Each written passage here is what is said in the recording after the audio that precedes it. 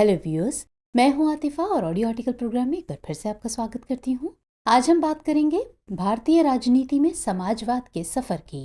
आज का हमारा ये आर्टिकल द इंडियन एक्सप्रेस में छपे लेख Mulayam Singh Yadav's politics of secularism, socialism and social justice remains relevant today के सारांश पर आधारित है।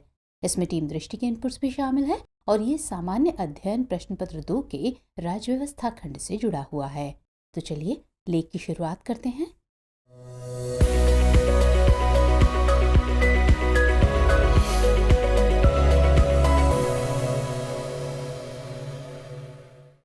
बीते 10 अक्टूबर को प्रसिद्ध समाजवादी नेता मुलायम सिंह यादव की मृत्यु हो गई। वह क्षेत्रीय दल समाजवादी पार्टी के संस्थापक थे। मुलायम सिंह 3 बार उत्तर प्रदेश जैसे बड़े राज्य के मुख्यमंत्री रहे। मुलायम सिंह यादव समाजवादी विचारधारा से प्रेरित थे और प्रसिद्ध समाजवादी राजनेता राम मनोहर लोहिया के अनुयायी थे। उनके निधन को समाजवादी राजनीति और चिंतन के लिए एक अपूरणीय क्षति माना जा रहा है। इसकी वजह यह है कि आजादी के बाद के समाजवादी राजनीति को नई दिशा देने वाले नेताओं में जयप्रकाश नारायण, राम मनोहर लोहिया, चौधरी चरण सिंह, बीजू पटनायक, कर्पूरी ठाकुर जैसे चिंतकों में मुलायम सिंह यादव भी शामिल थे। एक सरकारी स्कूल से शिक्षक के रूप में अपना करियर शुरू करने वाले मुलायम सिंह 70 के दशक में सक्रिय राजनीति में आए।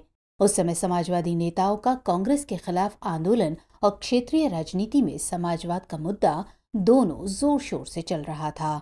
राज्य में कांग्रेस धीरे धीरे कमजोर हो रही थी और नए क्षेत्रीय राजनीतिक दलों का उदय हो रहा था। कांग्रेस पार्टी में समाजवादियों का ग्रुप काफी प्रभावशाली रहा, जिसमें जयप्रकाश नारायण, आचार्य नरेंद्र देव, अशोक मेहता, राम मनोहर लोहिया, अच्युत पटवर्धन, मीनू मसानी तमाम बड़े नेता रहे हैं।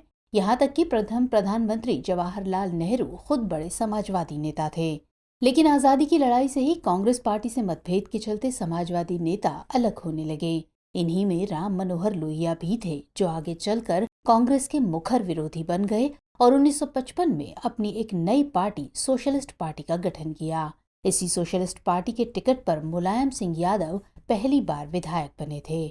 प्रसिद्ध ब्रिटिश दार्शनिक CEM जोड का प्रसिद्ध कथन है कि समाजवाद एक ऐसी टोपी है जिसका रूप प्रत्येक व्यक्ति के पहनने के कारण बिगड़ गया है। स्वतंत्रता के बाद भारत में भी समाजवाद की व्याख्या विभिन्न तरीकों से की गई, चाहे वो भारतीय राजनीतिक व्यवस्था के संदर्भ में हो या फिर अर्थव्यवस्था के संदर्भ में। यहाँ तक कि समाजवादी विचारधारा से उभरी विभिन्न राजनीतिक पार्टियों का भी अपना अलग अलग मानदंड है।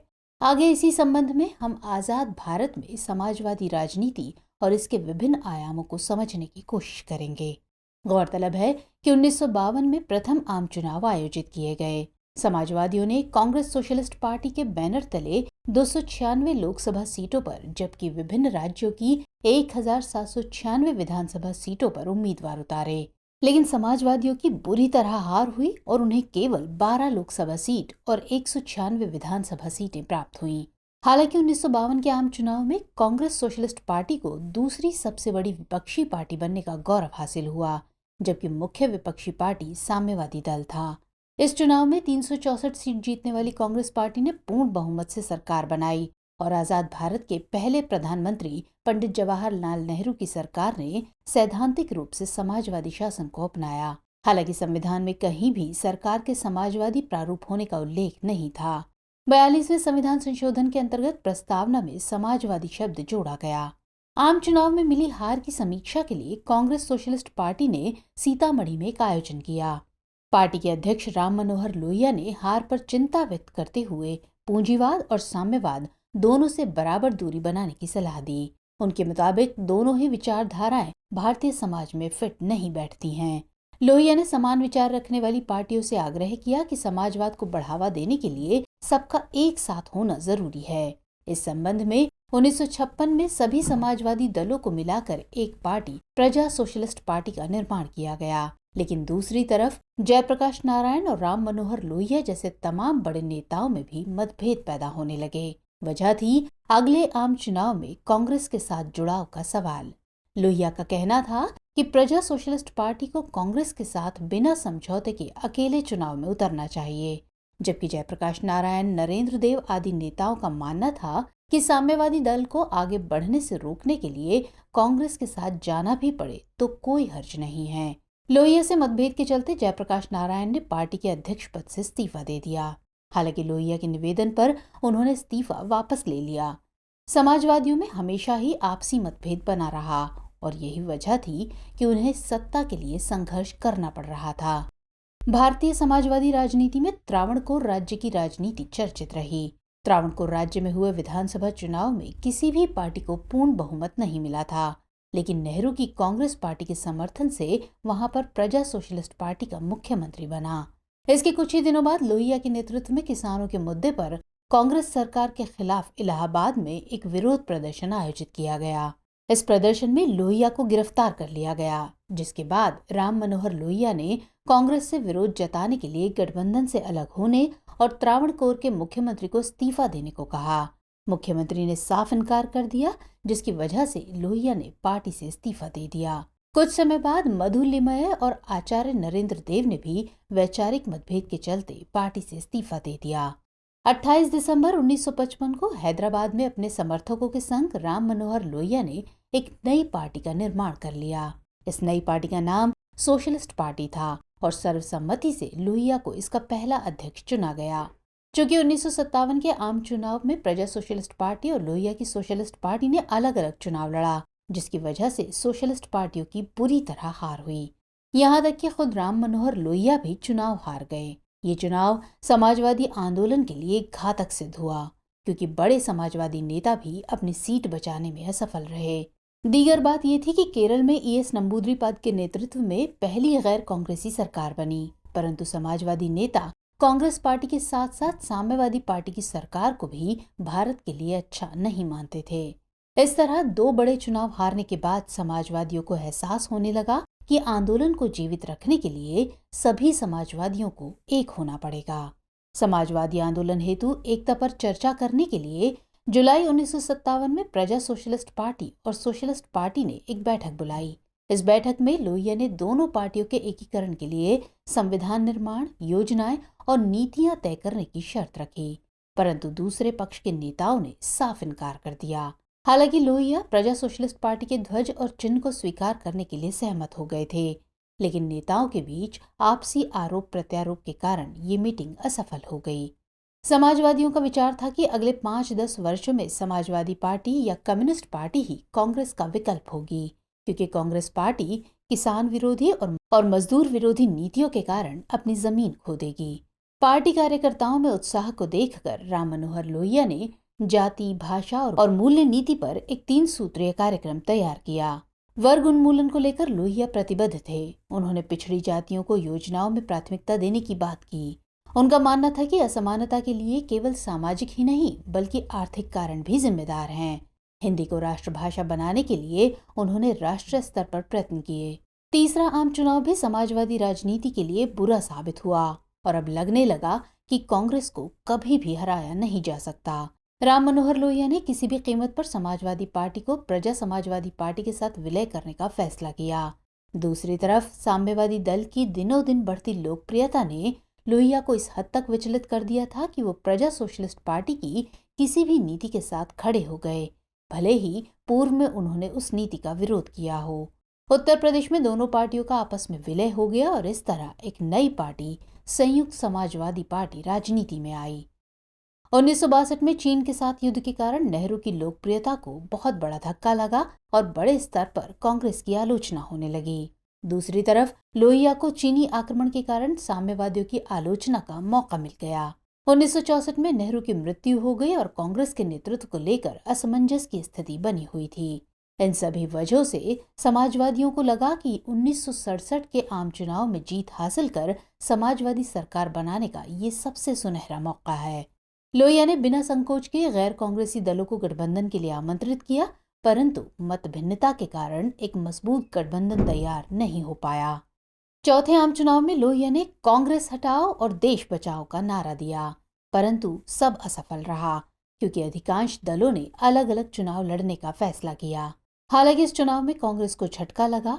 राज्य की कुछ विधानसभाओं में कांग्रेस ने बहुमत खो दिया, लेकिन किसी अन्य पार्टी को भी स्पष्ट जनाधार प्राप्त नहीं हुआ। केवल तमिलनाडु में डीएमके को पूर्ण बहुमत मिला। कई राज्यों में लोहिया ने अन्य दलों की मदद से गैर कांग्रेसी सरकार बनाने की कोशिश की, परंतु सफल नहीं हुए और अंततः 12 अक्टूबर 1967 को लोहिया की मृत्यु हो गई।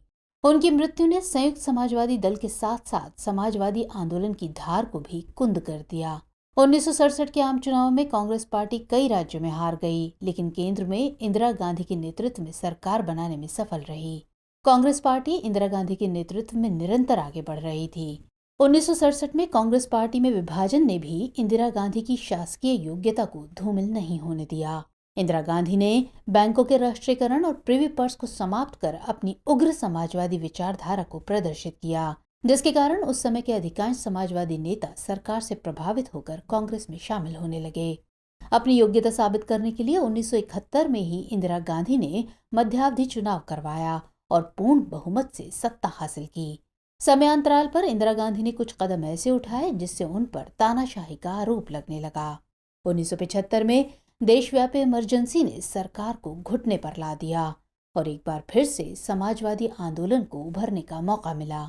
जयप्रकाश नारायण के नेतृत्व में सरकार के खिलाफ लोग आंदोलनों में शामिल होने लगे। इसी समय जयप्रकाश नारायण ने संपूर्ण क्रांति का नारा दिया। 1977 के चुनाव में कांग्रेस पार्टी की हार हुई और मोरारजी देसाई के नेतृत्व में जनता पार्टी सरकार का गठन हुआ। इसमें चौधरी चरण सिंह जैसे बड़े समाजवादी नेता भी शामिल थे। 1979 में जयप्रकाश नारायण की मृत्यु हो गई। 1977 में कांग्रेस पार्टी पहली बार केंद्रीय सत्ता से बेदखल हुई। पिछले कुछ वर्षों से राज्य में कांग्रेस की लोकप्रियता कम हो रही थी, जिसके कारण राज्यों में छोटे बड़े आंदोलनों के साथ समाजवादी राजनीति नए रूप में विकसित होने लगी। चलिए अब नजर डालते हैं वर्तमान समाजवादी राजनीति की चुनौतियों पर। तो समाजवादी राजनीति का उद्देश्य है समावेशी राजनीति, जिसके अंतर्गत लोहिया ने जाति, वर्ग, लिंग और भाषा जैसी मौजूद असमानताओं को खत्म करने की बात की, परंतु आज की राजनीति में ये मुद्दे सिर्फ चुनाव प्रचार तक सीमित हैं। समाजवाद का प्रमुख लक्ष्य है आर्थिक और सामाजिक समानता, लेकिन वर्तमान में समाजवादी राजनीति का दायरा काफी सिमट गया है। अब जनता के हित में नीतियों और योजनाओं को लागू करते समय वोट प्राप्त करने की उम्मीद होती है, न कि समाजवादी नैतिक दायित्व को निभाने की। समाजवादी दल सरकार बनाने को प्राथमिकता दे रहे हैं। समाजवाद का राजनीतिक चरित्र खो गया है। विभिन्न राज्यों में विभिन्न दलों का निर्माण समाजवाद के नाम पर ही हुआ है, परंतु उनकी प्राथमिकताएं अलग अलग हैं। समाजवाद के नाम पर बने कई दलों पर परिवारवाद और वंशवाद को बढ़ावा देने का आरोप लगा है। वैश्वीकरण से उपजी आर्थिक प्रतिस्पर्धा ने समाजवादी राज्य की चेतना को हाशिए पर ला खड़ा किया है। सरकारों में उदारवादी राज्य बनने की आकांक्षा दृढ़ हुई है और निजीकरण की तरफ ज्यादा ध्यान दिया जाने लगा है। शिक्षा, स्वास्थ्य और रोजगार जैसे समाजवादी मुद्दों के संबंध में राजनीतिक दलों द्वारा सिर्फ आश्वासन दिया जाता है। भारत में सामाजिक असमानता को सबसे बड़ी बुराई के रूप में देखा गया। पहले के समाजवादियों ने असमानता को कम करने के लिए जागरूकता अभियान भी चलाए, परंतु वर्तमान भारत में राजनीति का जातीयकरण हो जाने से ये उद्देश्य भी गुमशुदा नजर आता है। अब ऐसे में सवाल है कि आगे की राह क्या हो सकती है। दरअसल संविधान में भारतीय लोकतंत्र का समाजवादी चरित्र अंतर्निहित है, जिसके कारण कोई भी सरकार समाजवादी मूल्यों से दूर नहीं हो सकती है। दूसरे, आधुनिक भारत के निर्माण में समाजवादी राजनीति का महत्वपूर्ण योगदान रहा है, चाहे वो किसी भी राजनेता के नेतृत्व में हुआ हो। इस संबंध में कहा जा सकता है कि समाजवादी राजनीति भारतीय लोकतंत्र का अभिन्न हिस्सा है। असल में भारत एक कृषि प्रधान और विकासशील देश है, जिसके लिए समाजवादी व्यवस्था ही बेहतर साबित हो सकती है। दूसरी तरफ सामाजिक न्याय प्राप्त करने का मार्ग समाजवाद से ही गुजरता है। हालांकि स्वतंत्रता पूर्व जो उम्मीद की गई थी वो पूरी नहीं हो पाई है। समय की जरूरत को देखते हुए 1991 में जरूर उदारवादी द्वार खोल दिए गए, परंतु सरकारों की प्राथमिकता अब भी समाजवाद ही है।